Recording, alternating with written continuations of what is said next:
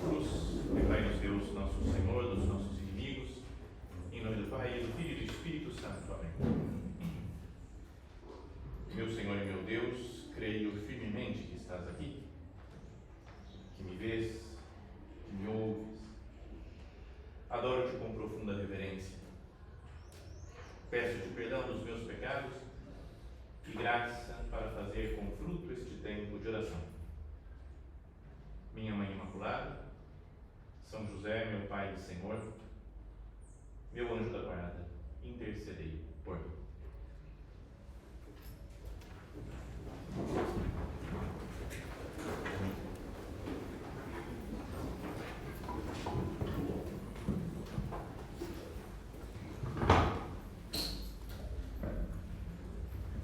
Nós estamos vivendo nesses dias o tempo mais importante, de todo o ano litúrgico, que é a celebração da Páscoa de nosso Senhor Jesus Cristo, a sua ressurreição dentre os mortos. É um acontecimento que sem o qual a nossa fé seria sem sentido. Lembra aquilo que fala São Paulo? Se Cristo não ressuscitou, vã é a nossa pregação, Não tem por que ficar aqui pregando, falando. Se eu estou falando de uma pessoa que morreu lá no passado, me lembro dela, do que ela fez, do que aconteceu, mesmo que tenha feito milagres e tudo, mas seria uma pessoa boa do passado. Vã é a nossa pregação, vã é a vossa fé. Mas por que ter fé numa pessoa do passado, que fez coisas boas? Poderia escolher outras pessoas do passado que também fizeram outras coisas boas. Mas Cristo é o único, porque Ele ressuscitou para nunca mais morrer, então permanece vivo até hoje. Então é o próprio Deus feito homem, que morreu, deu sua vida por nós e agora permanece vivo para sempre. Então esse acontecimento que nós celebramos no dia de Páscoa é tão grandioso que ele continua sendo celebrado na igreja ao longo desses dias. Nós vivemos a oitava da Páscoa, que são 8 dias ainda depois da Páscoa, até amanhã, em que vivemos praticamente como se fosse uma Páscoa, como se fosse ainda o domingo da ressurreição do Senhor. Então, por isso, se estamos num recolhimento, um momento de oração, de conversa mais próxima com Deus, vamos procurar meditar no sentido da sua ressurreição e como pode influenciar na nossa vida a ressurreição de Cristo. Pedimos ao Senhor agora: Jesus, eu creio que você está vivo aqui, porque você ressuscitou e permanece vivo para sempre. Então eu quero pedir para mim, para todas essas pessoas que estão aqui, que nós entendamos um pouco melhor o sentido da sua ressurreição, que você nos dê luzes para meditar, para compreender e depois nos dê força para que a nossa vida seja de acordo com a sua vida, de acordo com a sua ressurreição. E para isso tem muitas maneiras de se meditar na ressurreição do Senhor, e eu queria fazer como que um resumo nessa meditação, nas 2 meditações, da cerimônia da Vigília Pascal, que muitos tiveram presentes, algumas aqui tiveram até na missa que eu celebrei, então eu vou fazer uma meditação meio igual a homilia, vocês me perdoem, mas vai ser um pouco mais longo. A homilia era 10 minutos, 15, aqui são 2 meditações de meia hora, então vai dar para aprofundar um pouco mais. Mas a ideia é que a cerimônia mais importante, mais bonita de toda a liturgia da igreja, assim dizem muitos, pelo menos, que acham a mais bonita, é essa cerimônia da Vigília Pascal, que celebra, torna presente a ressurreição do Senhor. E ela começa, lembram, muitos participaram, outros já participaram outros anos, mas quem nunca foi, que vá na próxima vez, o ano que vem. Mas começa com a igreja toda escura, que simboliza aquela escuridão, a morte, o pecado, simboliza a vida sem Deus, que a gente vai caminhando no escuro, sem sentido para a nossa vida, para a nossa existência, vamos caminhando sem encontrar um rumo. E então lá no começo, lá na entrada da igreja, às vezes do lado de fora da igreja, se coloca o chamado fogo novo, que acende um fogo, uma fogueira, e o padre abençoa aquele fogo.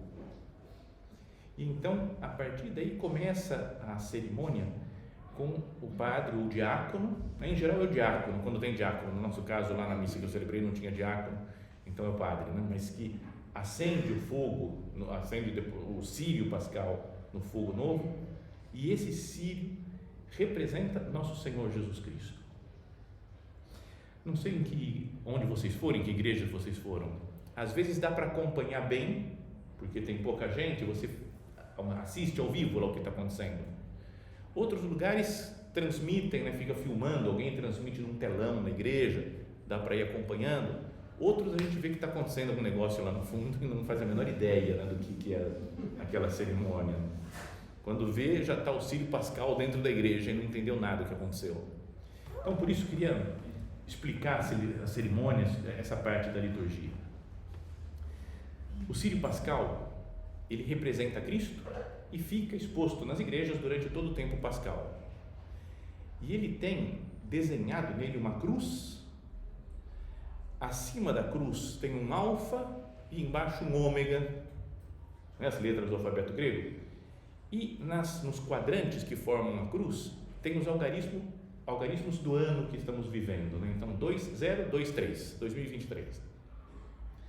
E então, o padre ou o diácono pega um estilete e vai riscando aquela cruz e aqueles algarismos, o alfa e o ômega, e vai dizendo assim, Cristo ontem e hoje, e vai traçando a linha vertical da cruz, princípio e fim, e risca a linha horizontal da cruz, alfa, risca o alfa, ômega, risca o ômega, a ele o tempo, vai passando em cada um dos algarismos, vai falando uma frase, que é a ele o tempo e a eternidade, a glória e o poder pelo século sem fim. Amém. Então, olha só como começa a cerimônia. Está tudo escuro, existe o pecado, a morte no mundo, a falta de sentido nas coisas do universo, quando de repente aparece o sentido de todas as coisas, aquele que vai ser a luz. Se acende o círio, depois o padre, o diácono, vai falar assim, vai cantar, eis a luz de Cristo, e nós respondemos, demos graças a Deus. Então é a luz de Cristo que ilumina tudo, que dá sentido a todas as coisas do universo. E está vendo como é cristocêntrica essa cerimônia? Cristo está no centro de tudo, Cristo ontem e hoje, princípio e fim, alfa e ômega, a ele o tempo e a eternidade, a glória e o poder pelos séculos sem fim. Amém. Seria até uma oração, uma jaculatória, uma oração para dirigir ao Senhor nos momentos em que a gente está meio na escuridão, nos momentos em que nós não sabemos o que fazer, como decidir as coisas, quando ficamos preocupados com os problemas da nossa existência, da nossa vida, dos relacionamentos. Olha para Cristo e pensa que Ele está vivo, de fato. Cristo ontem e hoje, tudo sempre foi Cristo que fez e que continua fazendo, princípio e fim, alfa e ômega, todas as coisas dependem dele. A Ele o tempo e a eternidade, a glória e o poder pelo século sem fim. Amém.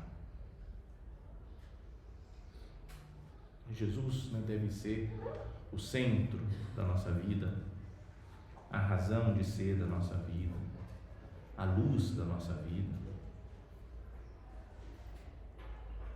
Sabem que o São José Maria tem uma homilia dele que ele pregou, acho que na década de 50, mais ou menos, faz bastante tempo, uma homilia, uma meditação como essa aqui, e está recolhida num livro.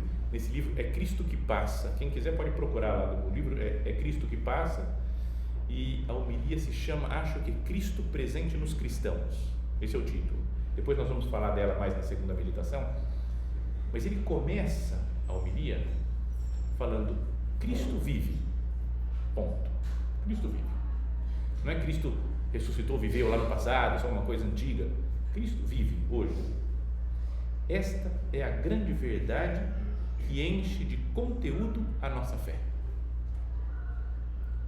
Essa é a grande verdade. Se Cristo está vivo, Ele é a luz do mundo. Ele é a razão de ser da nossa existência. Ele é o centro da nossa existência. Então, ao ouvir essas palavras aqui, né, Cristo ontem e hoje, princípio e fim, alfa e ômega, a Ele o tempo e a eternidade, a glória e o poder pelos séculos sem fim, amém? Nós podíamos nos examinar, né, falar, Ele tem sido isso para mim mesmo? Jesus é o centro da minha vida, né? É o foco da minha existência, ou eu estou um pouco desfocado? Estou procurando outras coisas, né? Em vez de olhar para Cristo, estou olhando para mim mesmo, para os meus problemas, olhando para outras pessoas que eu acho que vão me salvar, que vai ser a solução dos meus problemas, olhando para as coisas materiais. Quando eu tiver essas coisas materiais, então aí tudo vai estar resolvido, acertado. Quando eu atingir esse objetivo ou aquele outro, o que é o centro da minha vida, né? O foco, para onde eu olho? Logo depois dessa oração que o padre faz no Círio Pascal, riscando lá, né, a cruz, né, os algarismos, então ele coloca 5 cravos, né, 5 preguinhos assim, ó, bonitinhos, que coloca um no alto da cruz, outro no meio da cruz, outro embaixo, um do lado direito e depois outro do lado esquerdo da cruz. Na verdade, os cerimoniários, né, os coroinhas que estão lá ajudando, já fizeram o furinho tudo antes, né, para facilitar a vida, porque você pegar um prego e furar uma vela no meio da cerimônia pode dar errado, né? Você pode quebrar a vela, entortar o prego, pode fazer a confusão, para tudo, quebrou o círio, aí tem que arrumar outro círio. Então eles deixam tudo bonitinho, até avisam, padre, o furinho já está feito. Eu falo, beleza, maravilha, então você vai só colocando de leve, mas fica lá, né, espetado no círio aqueles 5 cravos. E também vai fazendo uma oração assim o padre, enquanto vai colocando, né, os cravos: por suas santas chagas gloriosas, o Cristo Senhor nos proteja e nos guarde. Amém. Está vendo? Então nós nos apoiando, né, na paixão, na morte de nosso Senhor e depois na sua ressurreição. Por suas chagas, né, porque Ele morreu por nós, porque Ele deu a vida por nós, entregou todo o seu sangue e depois ressuscitou, é luz agora, é sentido da nossa vida. Então é daí que eu tiro toda a minha força para a santidade, do fato de existir Cristo. Então, que nós vejamos a nossa salvação e a nossa santidade não como obra nossa, né, dos nossos esforços, mas uma obra de Cristo, né, que Cristo é que deu a vida por nós.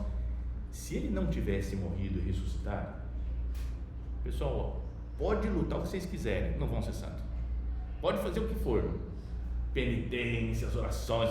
Se Jesus não nos salvou, não deu a possibilidade de se abrir o céu para nós, não tem nada que nós possamos fazer.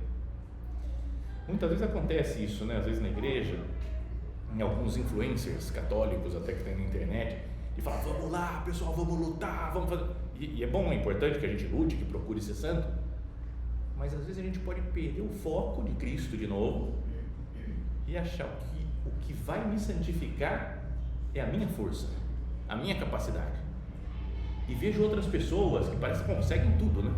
Na internet você fica até meio assustado, você fala, nossa, a pessoa tem 32 filhos e vai à missa 2 vezes por dia, não é? E consegue faz o que quer, ela, nossa, é muito santa essa mulher, esse homem, eles fazem tudo e não tem problema, está tudo sem problema nenhum, cara, só alegria o tempo todo. Falei, isso que eu queria, mas eu não consigo.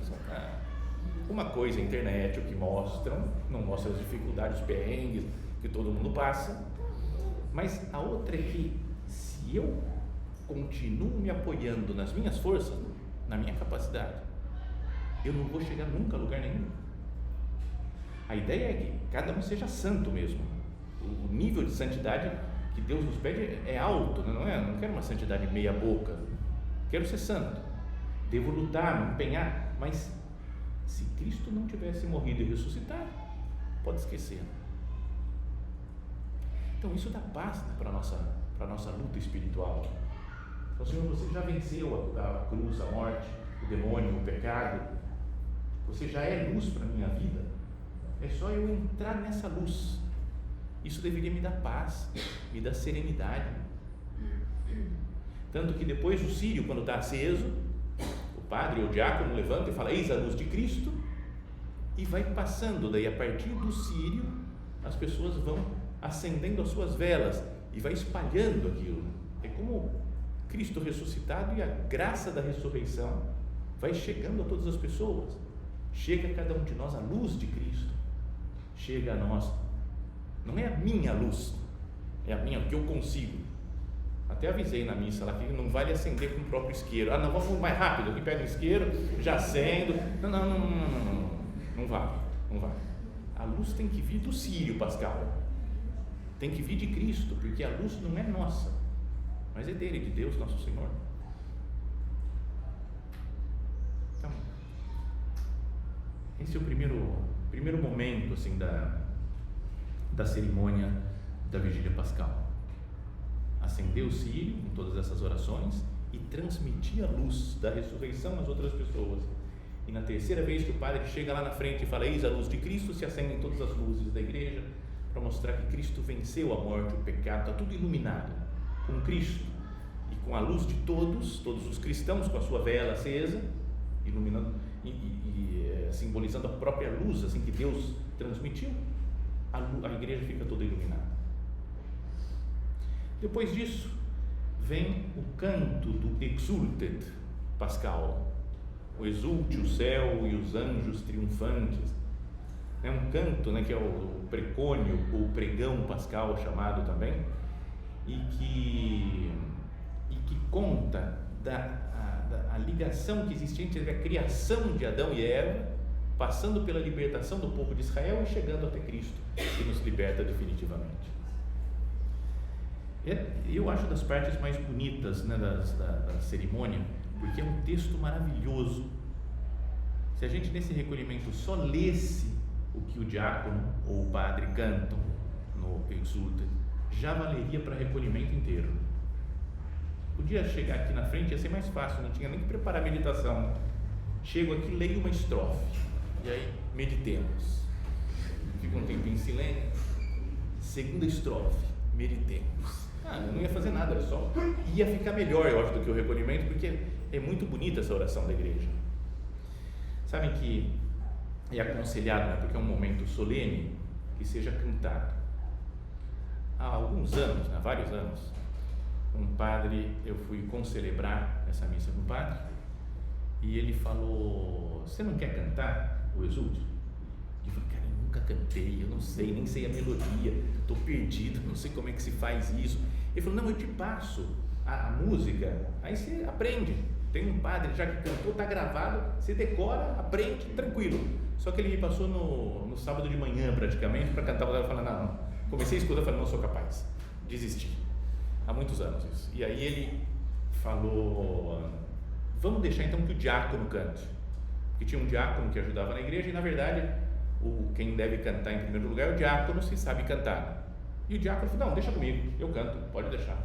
Beleza, então vamos. A primeira estrofe, o diácono cantou uma música, uma melodia, a primeira frase, não a primeira estrofe, primeira frase é uma melodia que eu falei: está diferente isso. Depois a segunda, falei: ficou desafinado. A terceira estava horrível. A quarta, o padre depois de um tempo olhou para mim e falou: ele é compositor, né? Está compondo uma música diferente a cada frase. Era muito feio aquilo lá, ficou horripilante. Então eu fiz o propósito firme de aprender a música e cantar. Cantei esse ano a primeira vez, espero que não tenha ficado tão horrível assim, mas eu lembrava do diácono, falou: acho que melhor que o diácono tá, e me dava um pouco mais de paz. Mas a letra da música começa então falando: exulte o céu e os anjos triunfantes, mensageiros de Deus desçam cantando, façam soar trombetas fulgurantes, a vitória de um rei anunciando. Então é pomposo, assim, ele falou que desça o céu inteiro, os anjos cantando a glória da ressurreição do Senhor. fala que nós estamos celebrando, né, Jesus Cristo, tornado para nós um novo Adão, que Deus criou Adão, que pecou, e agora um novo Adão, que cria, que começa a humanidade redimida, a humanidade salva pela graça. Um levou ao pecado, o outro leva à salvação. Depois faz uma comparação, dizia antes, né, com o êxodo pascal, quando o povo de Israel era escravizado no Egito, e na noite de Páscoa eles comeram um cordeiro, né, e o sangue do cordeiro passava nas portas, não é, da casa onde moravam os israelitas, os hebreus, e assim o anjo exterminador não matava o primogênito daquele lugar. E então fala assim nesse canto do Exultet: pois eis agora a Páscoa, a nossa festa, em que o real cordeiro se imolou. Cristo, que é o Cordeiro de Deus, Ele que é o Salvador de fato, que nos salva, marcando nossas portas, nossas almas. Mais do que marcar a porta só da casa, marca a nossa alma. O sangue do Cordeiro se derrama em nós para nos salvar. Marcando nossas portas, nossas almas, com seu divino sangue, que com seu divino sangue nos salvou. Esta é, Senhor, a noite em que do Egito retirastes os filhos de Israel. E aí começa a lembrar de Adão e fala: se Adão pecou, e parece que foi horrível, né? Porque transmitiu o pecado original para todo mundo. Agora, com a salvação, a gente pode até agradecer a culpa de Adão, né? com a salvação da ressurreição. Fala: ó pecado de Adão indispensável, pois o Cristo o dissolve em seu amor. Ó culpa tão feliz que há merecido a graça de um tão grande Redentor. Sabe, é louco até, né? É tão bonito isso. É tão grandiosa a salvação, que até valeu a pena Adão ter pecado, né? Porque assim a gente vê a grandeza do amor de Deus morrendo na cruz e ressuscitando por nós. Uma das orações que o padre faz entre as leituras depois, até diz, né, que maior que a criação foi a redenção. Uma obra mais maravilhosa do que a criação do universo inteiro é o perdão que Cristo nos concede morrendo e ressuscitando. Lá no fim ainda fala, lembra do povo de Israel quando estava saindo do Egito?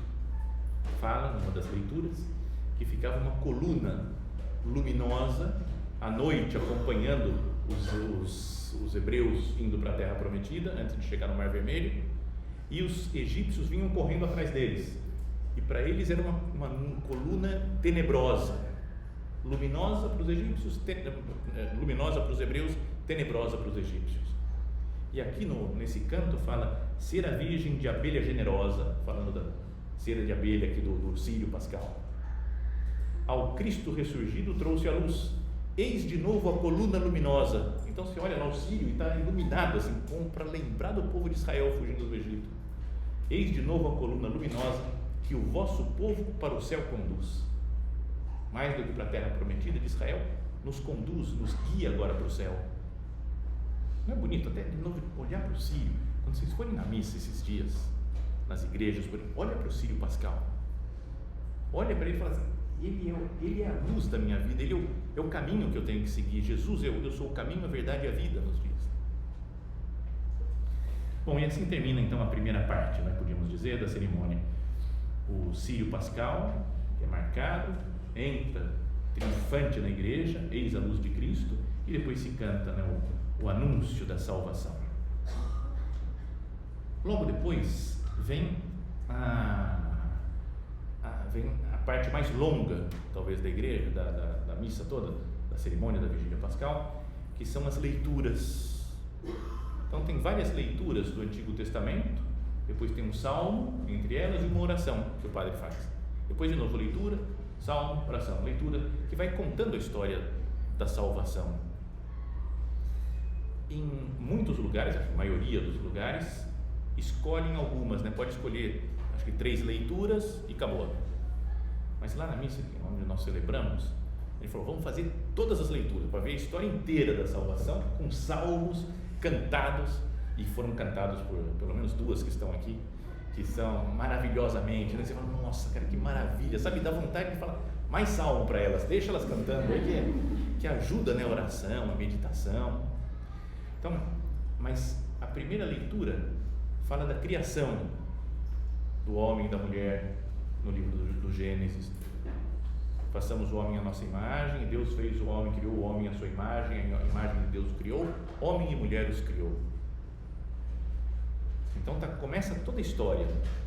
Depois se fala do sacrifício de Abraão, quando Abraão tinha o seu filho Isaque, seu filho único, e Deus apareceu e falou para ele, eu quero que você me ofereça o seu filho. Então ele tem aquele sofrimento, ele tem que matar o filho como cordeiro, e no momento final aparece um anjo e fala que Deus já viu a sua obediência, o seu amor, e não precisa matar o cordeiro, como uma imagem de Cristo, Cordeiro de Deus, que esse de fato morre mesmo. Deus Pai oferece o seu Filho para nós perdoar os pecados. Segunda leitura. A terceira leitura, que é a passagem do Mar Vermelho, isso daí do livro do Êxodo, que nós já meditamos. Depois vem um salmo, uma oração. Depois um trecho do profeta Isaías, que fala da Nova Jerusalém, de como vai ser o céu, fala da maravilha que nós estamos caminhando todos para o céu, né, com a salvação que Cristo nos traz. Depois outro livro do profeta Isaías, que fala da salvação oferecida gratuitamente para todo mundo. Lembra que ele estava vindo, todos virem comer, beber sem pagar, tá tudo de graça, vem, pode vir aí. É como a salvação de Cristo é para todo mundo, quem quiser pode vir, entrar dentro do mundo de Cristo, da vida junto com o nosso Senhor. Depois vem a leitura do profeta Baruque, que é menos conhecido, né? O profeta Baruque era um secretário do profeta Jeremias lá no Antigo Testamento, e tem um livro, que é o livro do profeta Baruque, e fala, o que eu acho legal disso daqui é que fala para as estrelas, né? Fala, onde estão as estrelas? E as estrelas falam, nós estamos aqui para cantar a glória de Deus, né? Como se a criação inteira cantando a maravilha da criação, da redenção. E a última leitura do Antigo Testamento é do profeta Ezequiel, que fala de um novo coração e um espírito novo que Deus vai nos dar. Está vendo? Então tudo isso, todas essas leituras lá do Antigo Testamento vão como que preparando cada um de nós, vai fazendo que nós meditemos, que consideremos de novo tudo que Deus fez por nós. Nos criou, nos redimiu, nos libertou, Deus faz tudo, nos promete o céu, a Nova Jerusalém, transforma o nosso coração, o nosso espírito. Depois disso se canta o Glória, né? Volta a cantar o Glória solenemente, né? Depois de todo o tempo da Quaresma, sem glória. Depois se lê a Epístola aos Romanos, que vamos comentar na próxima meditação, da carta de São Paulo, né, aos Romanos. E depois um Aleluia, está cantado também. Esse Aleluia é como que o grito preso na garganta, né, durante toda a Quaresma, sem Aleluia, e aí Aleluia porque Cristo ressuscitou. E se lê o Evangelho, que é o ápice da salvação, mostra Cristo vencendo a morte, aparecendo às santas mulheres, dizendo para que elas vão para todo mundo anunciar, né, o Evangelho. Bom, acho que ficou muito longo, né? Só a explicação da cerimônia já dá para ir pensando em muitas coisas, mas vamos tirar na próxima meditação, tiramos coisas mais concretas para a nossa vida. O que isso daqui influencia na minha vida de hoje? Como é que me transforma? O que eu devo ser, como eu devo me comportar ao ver a ressurreição de nosso Senhor? Nós vamos pedir a Nossa Senhora, que viveu e entendeu maravilhosamente todo esse plano de Deus de criação e redenção, salvação, que ela nos ajude agora nesse recolhimento a meditar e agradecer mais a fundo a salvação que Cristo nos trouxe, morrendo e ressuscitando.